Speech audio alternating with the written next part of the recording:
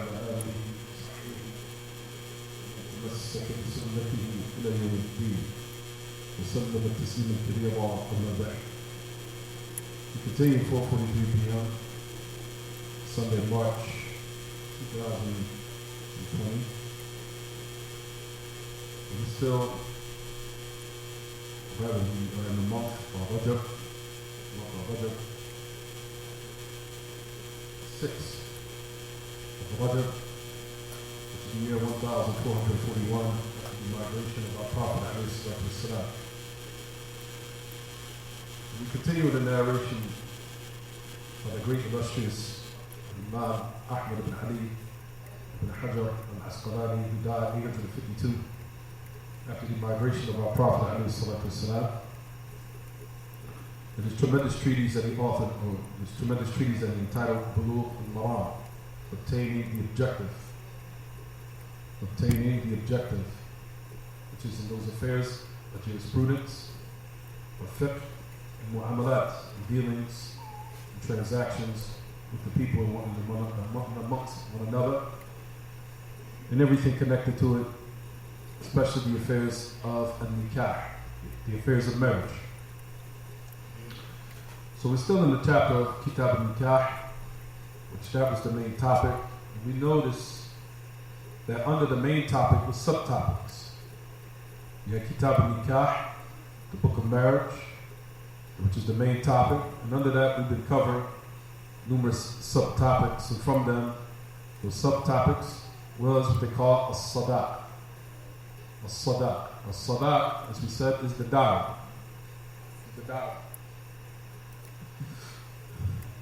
We continue with Kitab al-Nikah, and we were speaking about the narration about Abdullah ibn Mas'ud. Number one, before we move to the next narration, because we've been covering this for some time now. But if you look at the narration, everyone, if you look at your books, it says the authority of Al-Qama ibn Qais. As we know, Al-Qama is from those who made what they call mulazama of Abdullah ibn Mas'ud, meaning that he was constantly with Abdullah ibn Mas'ud, and from those main students of Abdullah ibn Mas'ud. His name was Al-Qama ibn Qais al-Nakha'i. He was from Kufa originally. So Al-Qama ibn Qais al-Nakha'i, from that famous tribe al-Nakha'i, from Ibrahim al-Nakha'i. You had Aswad al-Nakha'i, and you have Al-Qama ibn Qais al-Nakha'i. They were all Nakha'iyun. They were all considered Nakha'iyun. But anyway, Al-Qama ibn Qais al-Nakha'i was from the great students of Abdullah ibn Mas'ud, radiyallahu anhu ardah. If you look at the narration, it says, when you thought Al-Qama ibn Qais, when you thought Abdullah ibn Mas'ud, أنه سئل عن رجلين, as we, I don't even need to skip because we can cover this. As it says in the narration, Abdullah ibn Mas'ud gave that ruling about the woman, he said, who married, but she didn't consummate.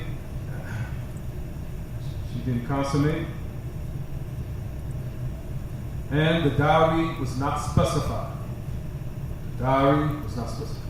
So that was the reason why we mentioned this narration. What does an individual do if they marry someone and the dowry has not been mentioned, or the dowry has not been specified? In what case do they do? What do they do? This is what we discussed last class, and this is what we've been covering. We talked about last lesson in regards to the man who divorces a woman. The divorce happened, but number one, before I get to that example, what does a woman do if her husband dies, passes away, and they were not alone together? They were not alone together. They were not in a room where they perform what they call muqaddimat al-jima', those matters that lead to actual intercourse, such as they say, just to give everyone what everyone understands, grinding or hugging or kissing, things of that nature. Those things never happened. They were never alone, they never kissed, touched, they were never alone in a room. However, keep in mind that the affair revolves around what? Around the dowry not being specified if you look in your books. You notice every class, brothers and sisters, always say, look in your books, look in your books, look in your books, look in your books, look in your books, look in your books, look in your books. Because the importance of bringing your books. And I keep stressing it. Because I'm trying to get everyone acclimated to books, looking at them, reading them, instead of being in the class, just looking. I'm not just talking about you specifically, I'm talking to everyone. Because this is what I'm trying to get everyone acclimated. Because this is something that I've been down for years. You know, a lot of the du'as, we get agitated from that. People just come in and sit down. We get agitated. Everybody, read your book. Notebook, paper, something, PDF. It be PDF. Something. Right here. So we said this for the narrations. If you look, everyone, even on your phones, you can read PDF. I don't mind looking at something. But anyway, for those narrations, well, I want to say du'a that care. People that don't care, they don't care whether or not a person brings a book, learns or not. They don't care. You've never really understood. That's not on me, it's for you. Those are people that don't care. People who do care, they'll ask, where's your book? Japan, PDF, something. Those are people that usually care. They're concerned with that. But anyway, we said those affairs never occurred. This is where we left off last class. They were never alone. The dowry was specified. They were never alone. Or anything that would make the dowry obligatory for the man to give to the woman never happened. So I'm stressing that point. And they were never alone together. When we say never alone, we mean in a particular place where the curtains were down and they were locked in a room together, and the actual affairs of intimacy, or what leads up to it, takes place. Once one woman and man is in a room, and they're married, and they're in a room where these affairs take place, if he touches her, he caresses her, hugs her, all the things that lead up to actual intercourse itself, that will make the dowry obligatory. But what about if it never happened? As we said last time. And the dowry was never specified. Meaning it wasn't never mentioned of what it was supposed to be. What happens? We said if the man divorces her, if he initiates the divorce, then what would he have to do? He would have to give her something called muta'ah. Muta'ah. Meaning some type of what? Some type of money or some type of what he can give from himself. Or what is known with the people or what the women usually will receive of that particular city or land, he would give half of it. So he could give her a little gift and then depart from her. Because I want everyone to focus on this particular fiqh issue. The point of why this is so different is because the dowry was never specified. Now, if the dowry was specified, it was mentioned, and it was made clear what it is, and nothing happened between them, intimacy or anything that leads up to it, or they're never in a room alone together. Now, if the dowry was specified, then she would get a half of the dowry.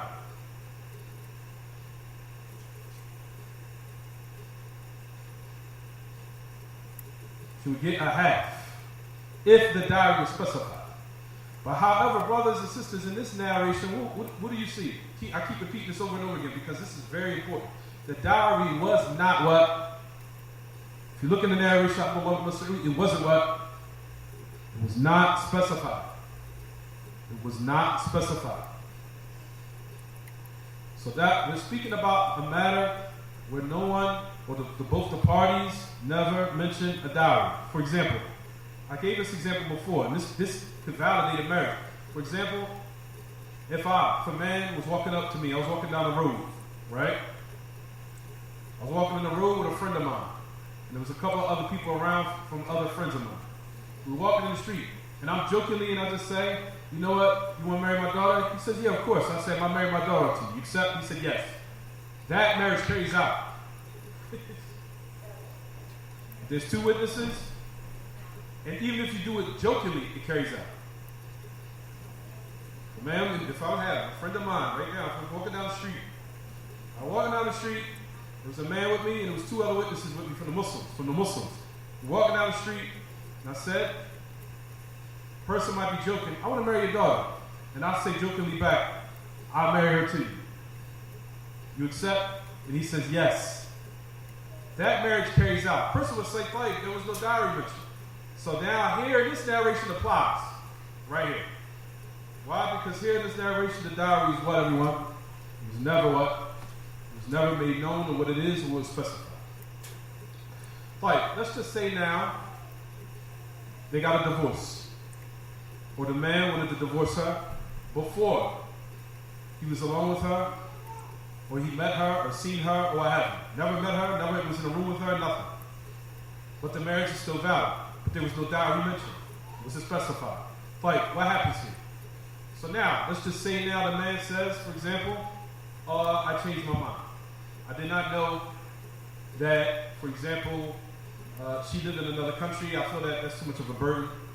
I want to release her. Like, what does he do? In that case, if it was not specified what the dowry is, and he never was alone with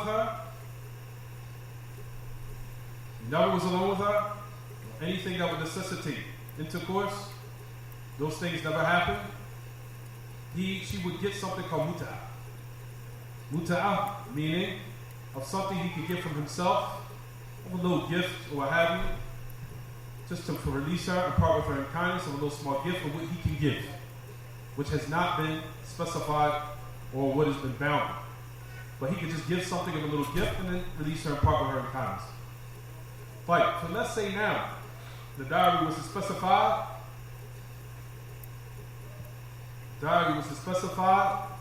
But let's just say they were alone together. There were some type of, if you want to say, some solitude, but they were both alone together.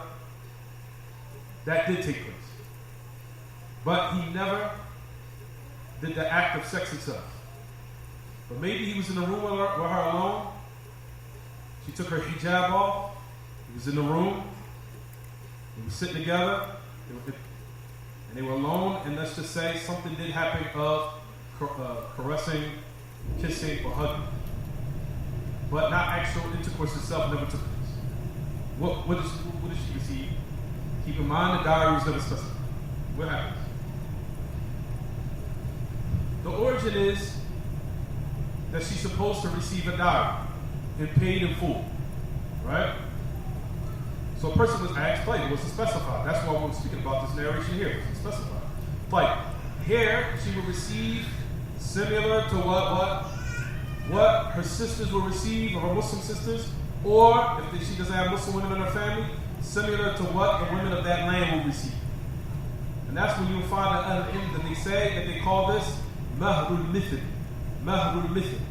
Mahrul Mithl, meaning in those cases that the dowry was not specified, it wasn't mentioned of what it was, but they still married, and something took place between them of what would necessitate that the dowry would have to be given, of loneliness, of being alone together, or caressing, or hugging, or sex itself, or intercourse itself.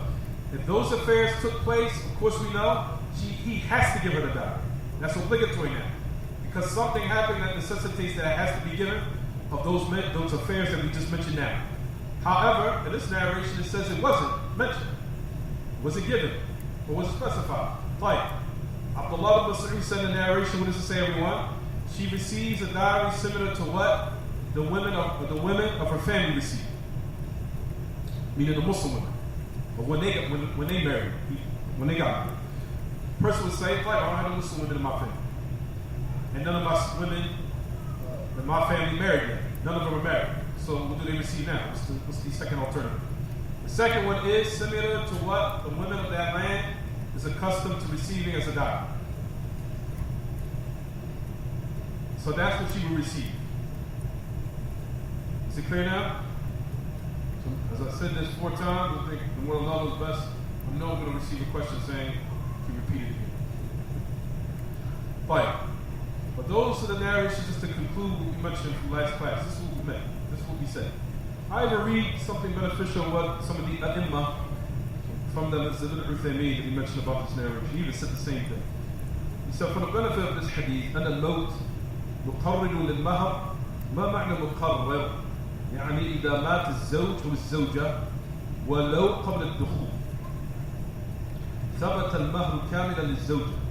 هذا إذا مات الزوج، وإذا ماتت هي يكون المهر لورثتها.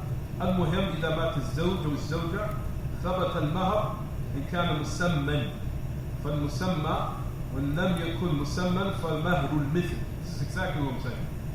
He said, from the benefit of this hadith of Abdullah ibn Mas'ud, he said that death does make the dowry an obligation. What do you mean muqarrar? Meaning what makes it an obligation? He said that even if the husband dies or the spouse dies, or even if the wife dies, I'm going to explain all this, don't worry. Even if it's before consummation, the mahar still has to be paid in full to the wife. Still has to be paid in full to the wife. If something happens which necessitates its obligation to be paid in full, such as what, everyone? Such as caressing, kissing, seeing her without an overgarment on, and actual intimacy itself. Is it clear as not? If that's the case, one of these affairs took place, the dowry has to be what? Paid in full. Even if the husband dies. Right, what about if she dies? If she dies, then listen to this part.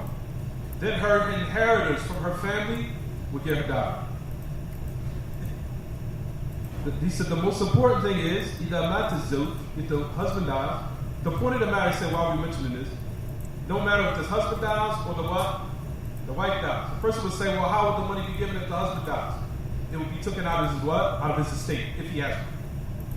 If he has an estate or inheritance from his money that's left, it will be taken from his wealth or his inheritance. It will be given to him. He said that's in the case that if it's actually been specified. However, for musamma, that's for something that's been specified. Now he said, but the affair revolves around it not being specified. He says, وَإِنْ لَمْ يَكُنْ مُسَمَّى فَمَهْرُ الْمِثْلِ. And if it has not been specified, then it's مَهْرُ الْمِثْلِ. Then it's the dowry or what is similar to what her women will receive. وَهَذَا بِلَا خِلَافٍ بَيْنَ الْعُلَمَاء. He said, that's no difference between Ahl al-Ilm. إِذَا مَاتَ أَحَدُ الزَّوْجَيْنِ. He said, if one of the two spouses die, and something happens between them what necessitates the dowry being mandatory, وَهُنَا يَحْسُنُ أَن نَذْكُرَ مَا يَتَقَرَّرُ بِهِ الْمَهْرُ. Alhamdulillah, he starts to mention. He said, for here, let's take the initiative to what? Start to mention what will make the dowry an obligation. This is what he says, other than death. He said, وَيَتَقَرَّرَ الْمَهْرُ بِالْجِمَاعِ. He said, it's known that the dowry becomes an obligation to be paid by intercourse itself. If intercourse itself takes place, we know the statement of the Messenger of Allah ﷺ, and another narration that we covered, فَلَهَا الْمَهْرُ بِمَا اسْتَحَلَّ مِنْ فَرْجِهَا. It's an obligation that a woman receives the dowry of what made the private parts legal for one another. That's just the side note. But anyway, he says now we're going to mention what makes the dowry an obligation. He said number one is what? Is intimacy. For if a man is intimate with his wife, with the private part, then he divorces her, still it's an obligation for him to what? Pay it to her. By that's from Kitab and Sunnah, clearly. Right, everyone? So that's number one. Number two, what will make the dowry an obligation, he says, يَتَقَرَّرَ الْمَهْرُ بِالْخَلْوَةِ وَالْخُلْوَةِ. That the dowry becomes an obligation if he's alone with her. If he's alone with her, a type of what? A loneliness between them that takes place where intimacy can occur. Intimacy can occur in that particular place. The curtain is closed, the room, doors locked, what have you. Is it clear so far what I'm saying? But if he's alone with her in this manner, where he's able to be intimate with her, this would necessitate the dowry becoming mandatory. So that's the second affair. We all together? We all understanding? Right. So now, let's just say he departs, divorces her after being alone with her, even though intercourse did not take place. وَإِن لَمْ يَحْصُلْ جِمَاعٌ. What is the correct delil for this? Who do we say? Does he have to give her the dowry or what? Yes, he has. Yes, he does. He has to give the dowry. He has to give the dowry.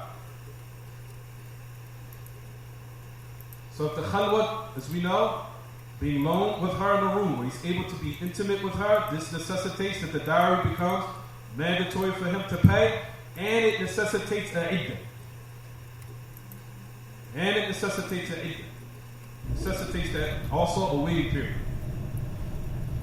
Example, if you're in a room alone with a woman, your wife, let's say woman, you got specific these people. Your wife. Your wife. You're in the room alone with your wife. Things take place other than intercourse itself, whether it be caressing, kissing, hugging. I think everyone is knowing what I'm talking about. You guys can read between the lines what I'm trying to say. I don't have to go too much far into details. But not like those other people out there that like to give lectures about sex and toys and go that depth and that deep. And from those people, as I've seen the videos of Muhammad Munir, Allah guide us and guide us. But anyway, I'm sure people know those videos I'm talking about. But anyway, for you'll find that read between the lines, everyone. I think everyone knows what I'm talking about. Kissing, hugging, touching, whatever. This has happened. This takes place. This necessitates what, everyone? This necessitates what, everyone? Dowry, and it necessitates a what? Person, because I've had cases where people come to me, well, we know it was intimate. Did you hug her? Yes. Did you kiss her? Yes. Did you do other things? Did you touch other parts of her body? Yes. Is it clear? Is it? That the mahr, that it what? Now it becomes an obligation, and is it? He said, فَيَتَقَرَّرَ بِاسْتِبَاحِ كُلِّ مَا لَا يُبَاحُ إِلَّا بِعَقْدِ النِّكَاحِ. He said, if you want to sum it up, you can say that the dowry becomes an obligation with everything that becomes legalized after the marriage contract, in contrast to what was illegal before the marriage contract. Is it clear what I'm saying, everyone? I'll say it again. What will make the dowry an obligation is everything that was illegal before the marriage contract that is legalized after or by the marriage contract. Those affairs makes the dowry to be what? An obligation. Clear? That's just summarizes everything. You're not supposed to, can't see her without, except you can't be alone with her, to touch her, to physically to that. Those things are before the marriage contracts are what, everyone? Illegal. Hugging, kissing, caressing, intimacy, things that lead up to it, all are illegal before the marriage contract. Illegal. The person will say, how do you mean illegal? Meaning that these affairs angers Allah. So, sister, it's not about, haram. Brothers, it's not about haram. No, haram means you've angered Allah if you do it. That's how we need to perceive sins. Because a lot of people just say, haram, ain't no big deal like that. Well, it is a big deal. Why? Because if you do something haram, that means you've done something that angers Allah. Allah's not pleased with it. You do something halal means you did something that does what? Does please Allah. So you'll be rewarded for it. That's the perspective of how we need to look at these affairs. We just throw words around, haram, halal. It's not a big deal. I know it's haram, big toba later. It's not a big deal. Thanks, it's not that big deal. Right? So when you say affairs that are what? Illegal, or haram, or prohibited, meaning the affairs that angers Allah. Something happened? No. Affairs that angers Allah. So if you want to sum it up everything, we can say that everything that was illegal before the marriage contract and that it became legalized by the marriage contract after it, those affairs would necessitate the obligation of the dowry. Touching, kissing, caressing, and sex itself. But however, we talked about and said that, let's just say the dowry was specified in this particular matter. So we said that if nothing happened or make the dowry an obligation, then she would get what they call mut'ah. And if the dowry was specified that something took place where the marriage or the dowry became obligatory, then she would call or she would receive mahrul mithl. Mahrul mithl. Similar to what her women will receive of her sisters or in her family when they marry, of a Muslim family, of her sisters. And if she doesn't have Muslim women in her family, or she doesn't have women that marry in her family, then it would be similar to what the women will receive of her land that she's in, or the locale that she's in, or what they would normally receive. And we know that each country is different from the other. I think, like I said, for the best of my opinion of what women would usually receive, similar to probably like some books, dowry, books, overgarments, stuff like that. Or things of that nature. Certain women get crock pots. But they get like, I've heard women get crock pots or gifts that were given as far as books, overgarments, a crock pot set, pan set, things of that nature. But so let's say just the dowry was specified. If something took place that necessitated that the dowry be given, this is what she would receive. Is it clear? That's just to sum it up. There's other details, but I'm going to try to keep it simple as much as possible. Fine, so now it's return. What did Abdullah ibn Mas'ud say about this matter? So let's read it again. What the great Sahabi, Abdullah ibn Mas'ud said, لَهَا مِثْلُ صَدَاقُ نِسَائِهَا وَلَا وَكْسٍ وَلَا شَطَطٍ. That the woman receives the dowry similar to her women, we already explained that. No more, no less. And it is upon her iddah. It's upon her iddah. So Abdullah ibn Mas'ud is as if he's saying, or he had knowledge in this narration, that something happened between both spouses that necessitated what, everyone? That the dowry have to be what? Given. Something took place. But notice it said he didn't consummate. He didn't consummate. This narration clearly mentioned that he what? That the individual or the Sahabi that died didn't what?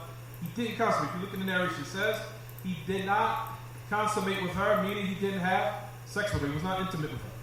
However, something did take place where he had to give her something of what they call mahrul mithl. Something took place. What took place? They might have been alone together.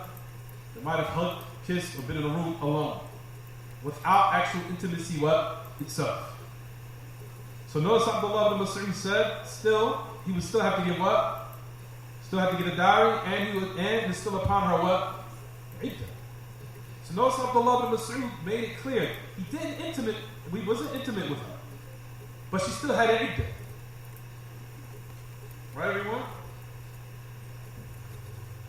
He wasn't intimate with her, but she still had an iddah.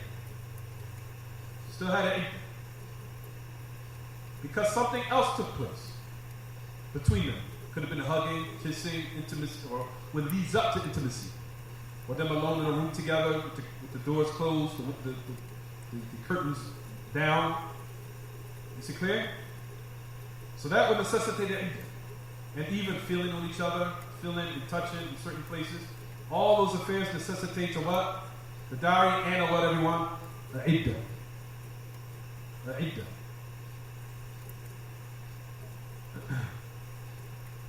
So Abdullah ibn Mas'ud said she has to have an iddah. Right, I'm going to ask everyone, what would be in a case where a woman does not have an iddah? Gee. If a woman was married to another man and they never was alone together, they was never alone together, or nothing, they were never alone together, they were never in a room where they touched each other or felt each other, nothing. If this happens, he divorces her. Is it upon her iddah? No. There is no iddah. There is no iddah. Right. If the dowry was specified, what does she receive? She receives half. She receives if the dowry is specified. She receives half. The person say, "Fine, the dowry is a crock pot. How do we break it down to half?" Then you would look at the value of the dowry, of what it was worth, and give her the money of the half of the value of what it's worth. Half the value. You clear what I'm saying? Same thing with the overgarments in the books. The person would look at the value of it. Based upon that, he would give half. If the dowry was what? Specified. But however, we're talking about the dowry what? Not being specified. Fine, so what would she receive? If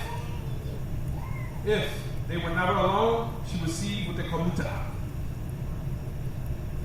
Mut'ah. Mut'ah meaning what he can give of what he's able to give, of what was facilitated from his means.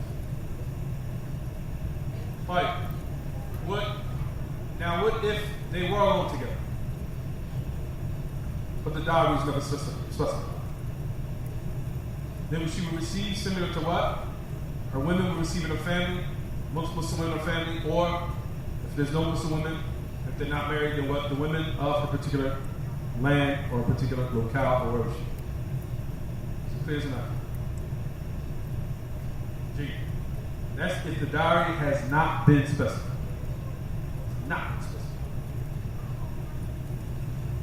Right. Now let's get back to the affairs of divorce though. Right.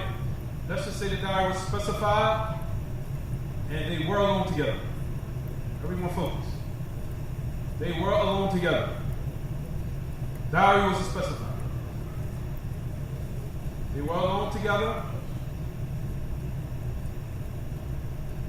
They were alone together.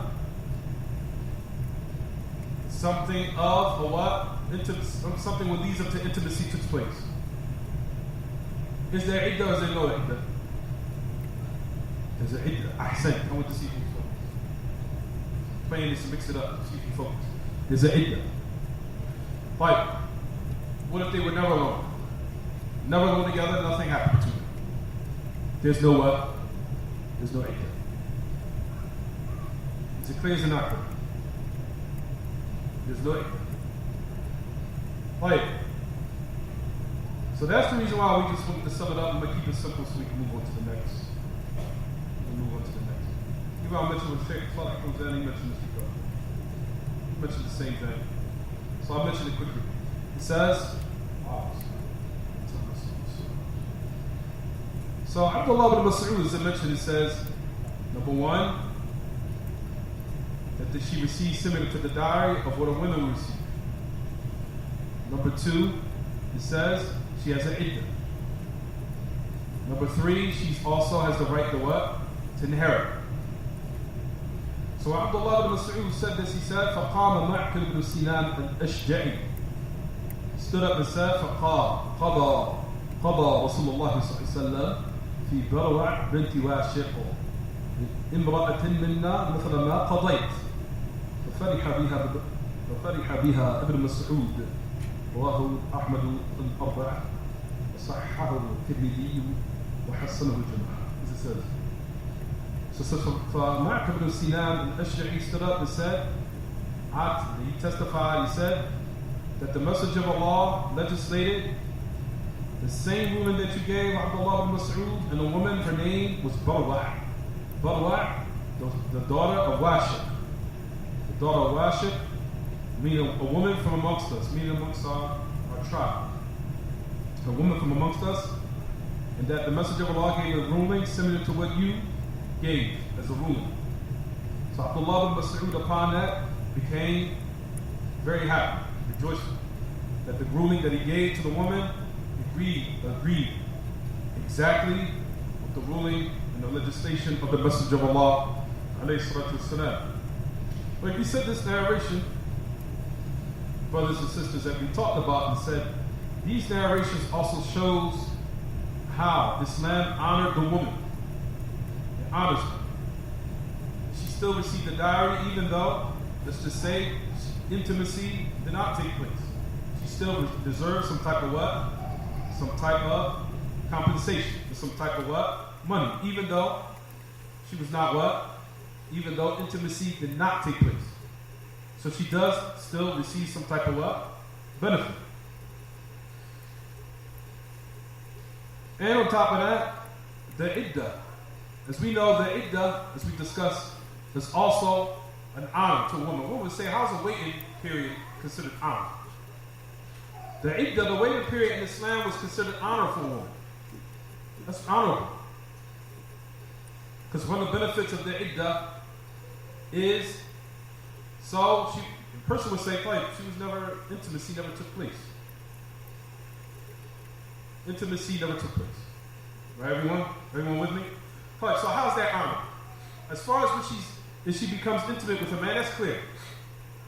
If a man becomes intimate with a woman, I think that's clear why the iddah is beneficial for her. Why? Number one, so two semens of men, two sperm of men don't mix. Because in the times of Jahiliyyah and these days, you see the benefit of why the waiting period was what? Legislated. Because you see the disgusting, filthy society we live in now. A woman can have sex today, then tomorrow she can be intimate with what? Another man, and then another man. And all these different sperms what? Mixed, which is considered filthy and nasty. Is it clear what I'm saying, everyone? That's what you see today. This is to let you know how beautiful our religion is. It's order, and there's reasons why Allah laid down these commands. Because that's considered dishonor to a woman. When a woman has sex with different men all at one time, that's dishonor. You just lowering your value yourself. How many owners of cars, as we know, your car has different owners, how many owners, it lowers the value of the car? Right or wrong? This car had how many owners? 5, 6, 10? The car's probably worth what? $100 unless. Is it clear, everyone? Like, a person would say, okay, the benefit of that diary, that's clear, of the waiting period for a woman. Like, you never was intimate with her. So what would be the benefit of a waiting period? The benefit of it, so she would still be honored. You imagine now, you're in a room alone, she took her overgarment off, one man see. And the man might have even touched you, felt you in certain private places that usually men are not supposed to touch a woman. And then tomorrow, another man does that with you. Same thing that last week another man did with you. That's dishonor. So another man hugged you and kissed you and touched you in places that a man usually shouldn't touch on you except through marriage, of course. Then next week, you got another man touch you in those same places. That's dishonor for a woman. For a woman that has dignity about herself and it hasn't been raised in this filthy society with not having any morals or integrity, that's dishonor for a woman. Right, everyone? That one man you was with yesterday was touching you, then another man was touching you in those same places. A different man the next day was touching you in those same places. So Islam came and honored the woman. Like there has to be a waiting period. Okay, time for you to cool off, sister. Calm down your hormones. Slow your breakdown with your hormones. Like, so now the man, there's a waiting period. Waiting period, get yourself together and get yourself prepared for when you embark upon another chapter in your life with another man. Is it clear, everyone? So everything is in order. So you see the beauty of Islam and why these affairs have been what? Legislated. Is it clear?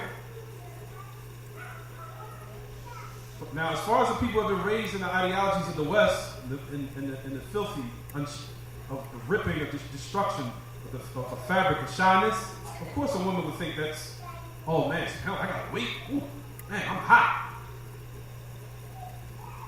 Of course, those ideologies were adopted from what? From the West, that has ripped the fabric of shyness from a woman. Because everyone knows if a woman, from her natural disposition, everyone knows that a female, even me, and I see it in my daughters, when they're young and they've been brought up properly, if you properly raise them, women are naturally shy. They're naturally shy. They naturally don't like to look at men. They naturally don't want to be around men like that. That's in their nature. That's how Allah created them. They're shy. But once the outside influences of the world comes and takes over, from all the Western ideologies and the corruption of society here in the West, of calling to ripping shyness is praise and being turned up and lit is praiseworthy, that's when women start to change. And that's when they become, I'm ready, I'm just going to get it in, I'm ready. So that's the reason why all the women and us, of people that come from older generations, they're like, man, you act like a woman or worse. You acting like worse than a man. Now that's how a lot of these ideologies have now been pumped in the mind of women, and they lose that shyness that they naturally have. They lose it due to the outside influences of what? The surroundings, the environment. And this call to so-called liberating the woman, meaning basically make the woman liberated, meaning make her a sex object. That's what liberation is. That's what this society calls it. No, society, when they say liberation, meaning rip your shyness off of you. Don't be shy anymore. Be wild, turned up, make your breath, make everything in your body exposed. To let men just look at you and laugh at you and look at your private parts all day. And let 150,000 men from the tight clothes you wear, let them look at you and fantasize and enjoy themselves. And make you look like a sex toy all day long. If you think that's liberation, then so be it. That's called liberation for shaitan. Where you can allow 50 different men when you wear tight clothes that are out here to look and fantasize and look at you as just a mere sex object. That's not liberation. And that is, if you want to call it liberation, yeah, freeing yourself from being a servant of Allah to being a servant of shaitan. So these affairs of what we talk about, of the iddah, the waiting period gave honor to a woman. It raises her status. So the whole waiting period was made and legislated to protect women and to honor them, to give them and sustain their integrity and their honor about themselves. So different men don't got to play around with you. Because once you start getting different men to play around with you, it brings dishonor and dispraise to a woman and brings down her level of status. When different men have been touching you and different men have been what? Doing sexual acts with you. That's the reason why the iddah, the waiting period, has been what? Legislated. Is it clear or is it not clear? Fine. So then Abdullah ibn Mas'ud also mentioned another affair that gave honor to the woman. Before Islam abolished and Islam destroyed was that women were just looked at, as we said, as sex objects of pleasure. That's it. Before the revelation. That's all they were looked upon. Objects of pleasure and sexual gratification and pleasure, and they were not allowed to inherit. So Abdullah ibn Mas'ud said that she what? وَلَهَا الْمِيرَاث. She's allowed to inherit, even though he didn't consummate. So how's that not honor to a woman? Didn't even consummate with her, she still had right to get some of his what? His estate. Isn't that not honor? And they didn't even consummate. It says here they did not consummate. This is a clear marriage. وَلَمْ يَدْخُلْ بِهَا. They didn't consummate. Meaning with the actual product. She still has the right to what? A person based upon our intellect, we would say, why would you have to pay something? If everything was left to our affairs and our own whims and desires, we would say, no, why I gotta give her something? Why she gotta get anything? He didn't even consummate. And all based upon our filthy ways of thinking, he ain't getting none. So why should he give her anything? Why should she to get any of his money? Because our affairs are tied in with the what? With the revelation. Once we have to proclaim the affair, and then it laid down, it's incumbent upon us to put our emotions to what? To the side. Allah has in His messenger proclaimed that what? That the woman, even though he was not intimate with her, she still has the right to what? Have the benefit of his estate. And this shows honor to the woman, and it's not an oppressive religion, how the enemies of Islam try to portray our religion to be. Is it clear, everyone? Gee.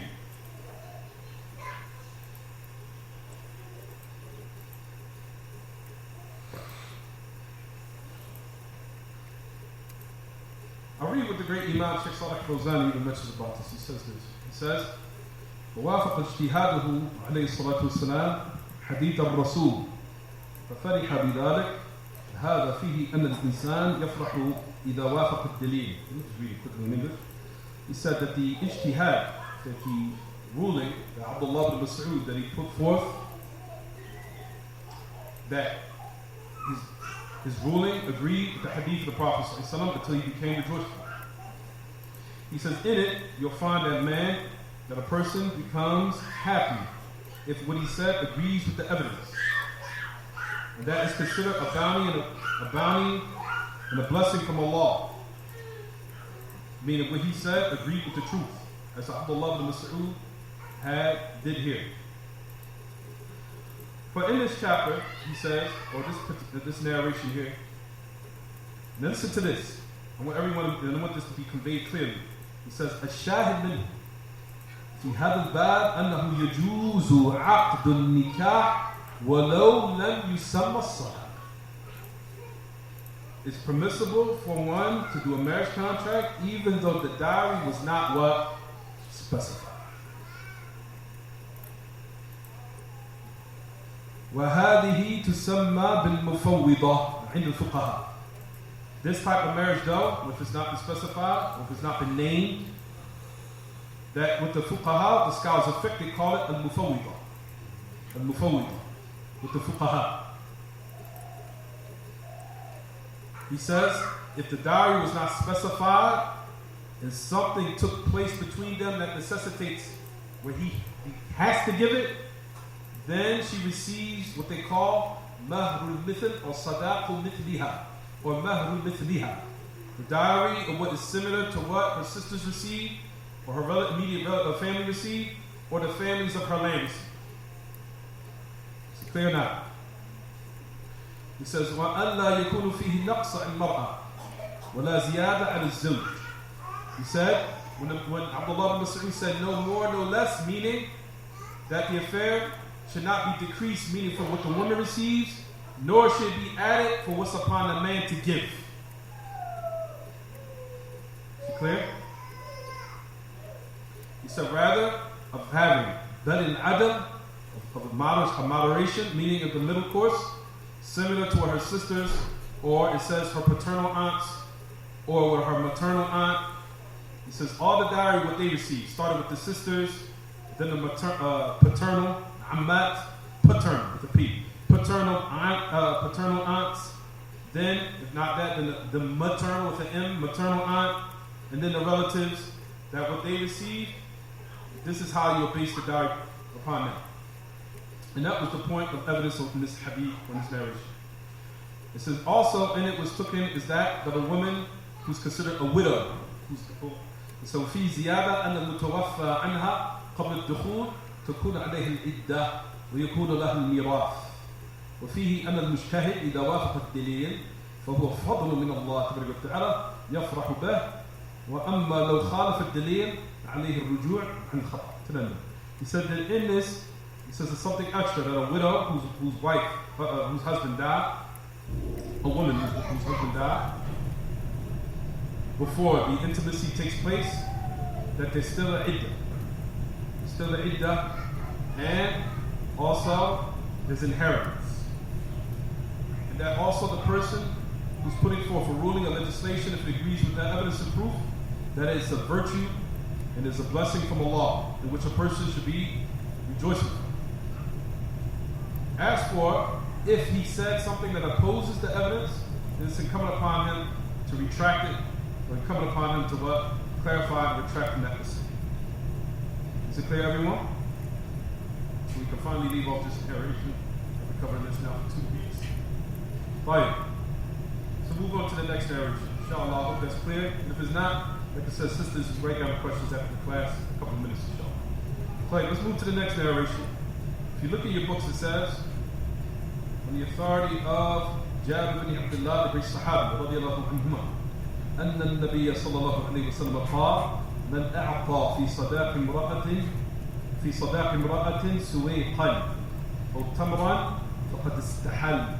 أخرجه أبو داود وأشار إلى الترجيح وقفه. On the authority of Jabir ibn Abdullah, the great Sahabi, that the Messenger of Allah said, whoever gives a dowry, as a dowry for a woman, a suwayq or tamr. We'll talk about this in a minute. That verily he has made the affairs halal, the marriage affairs legal. He's made the marital affairs, meaning of intimacy and of the private part, legal. Is it clear? Right, let's read it and then we'll stop, because I think people's a little bit tired. Right, we'll read it just a little bit and we'll continue next class. Right, the next narration, let's read the next one too. So we can try to combine between both. وليفاري عبد الله بن عامر بن ربيعة عن أبيه أن النبي صلى الله عليه وسلم أجاز نكاح امرأة على نعلين. Whoa, listen to this. أخرجه الترمذي صححه وخولف في ذلك. Talk about this إن شاء الله. وليفاري عبد الله بن عامر بن ربيعة upon his father that the Messenger of Allah made it permissible or legal to marry a woman upon 2 sandals. We'll talk about this inshallah, don't worry. Does it say that in your books? Anybody has a translation? Don't worry. Upon 2 sandals. أخرجه الترمذي is been extracted.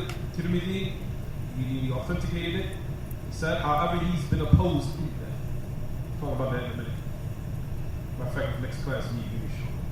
Anyway, let's get back to the first narration of Jabir ibn Abdullah. It says, what is extracted for the benefit of this narration? Suwayq. Suwayq.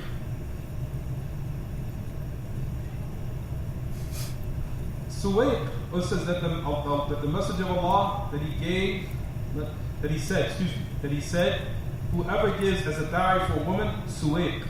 Suwayq. Suwayq, everyone, you know what it is? Suwayq was like some barley that they used to toast it and grind it up, and they would mix it until it becomes like what we know as somewhat what they call it haze. Haze. It's like fat and dates mixed together. It's a type of food. Still to this day, real prevalent and known in the Middle East. It's known. They even serve it at the time when people break fast. But keep in mind, notice it says, whoever gives as a dowry this, as a dowry, haste, or what's called suwayq, this type of food, or dates. فإذا أعطاها السويق ولو قليلا ولو وجبة واحدة. Listen to this part. If he gives her suwayq, even if it's small portion, even if it's one meal, or gives her dates, even if it's one meal, he said this is a sadaq. Clear? So in it, from this narration, it's extracted the facilitation or making simple the dowry. That it does not, that it suffices or was sufficient or adequate, is making it simplified. Even if it's of dates or something simple of barley or food, or is considered from the food of that particular land or region which is known amongst them to give. So that it can suffice as a dowry. You clear what I'm saying, everyone? We'll stop here, inshallah. We'll stop here. هذا وصلى الله وسلم وبارك على نبينا محمد وعلى اله وصحبه. سبحانك اللهم وبحمدك واشهد ان لا اله الا انت استغفرك واتوب اليك.